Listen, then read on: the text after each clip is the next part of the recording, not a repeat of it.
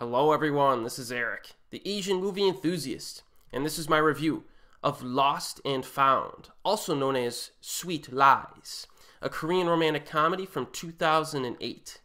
I felt like watching a few fun Korean films this week, so that's what we're doing. Now, our protagonist in this film is a woman who works for a television production unit that just recently had the lowest ratings ever, at least that's what they say, which is obviously not a good thing for their last show that they produced. And her day is about to get worse because her purse gets stolen on her way home from work. She pursues the thief, but instead of catching him, she gets hit by a car. The good news is that the driver of the car just so happens to be her biggest crush from high school, but he doesn't necessarily remember her. So she takes this opportunity to get close to him by faking amnesia, thereby guilting the man to take care of her until the hospital can figure out her identity. So despite the rather contrived setup, Lost and Found is a film that relies heavily on its character interaction. And fortunately, it does a very good job of using its premise to create a variety of amusing situations because the driver discovers this woman's identity fairly early in the story, which means that her family and friends are thrown into the mix, and that's when things get really funny.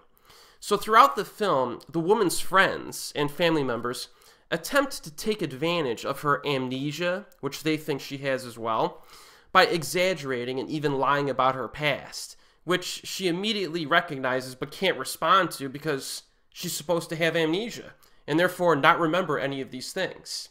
So there's one hilarious scene as an example where her neighbor, who likes her, constructs a false romantic relationship between the two of them using plot elements from popular Korean romance films. And that's one of my favorite scenes. So we basically end up with a film with a protagonist who kind of endures embarrassment and other inconveniences for the purposes of wooing her love interest. And I think it works really well because this is a very funny movie.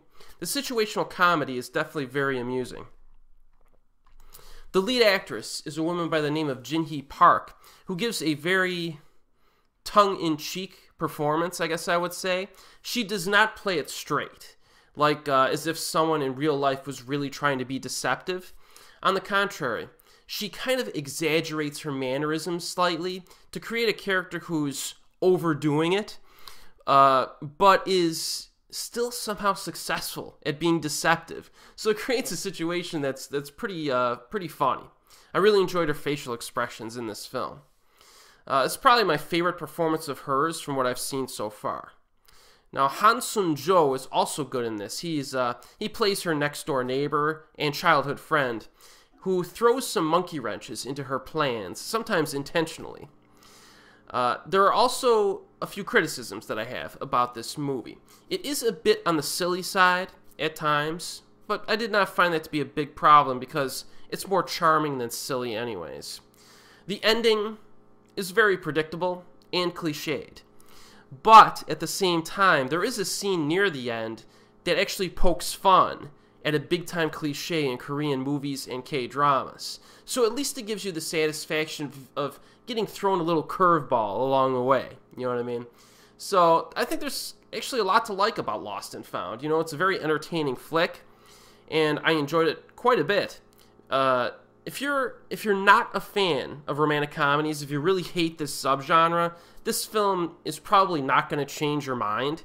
You know, if you need your mind changed, watch Couples from 2011, which is a Korean romantic comedy that's just, it like transcends the genre. You know, this doesn't do that. But if you're a fan of rom-coms, check this one out. I think it's a pretty solid one. It's currently available on Amazon Streaming, as well as Region 3 DVD with subtitles. And as always, I'll see you next time.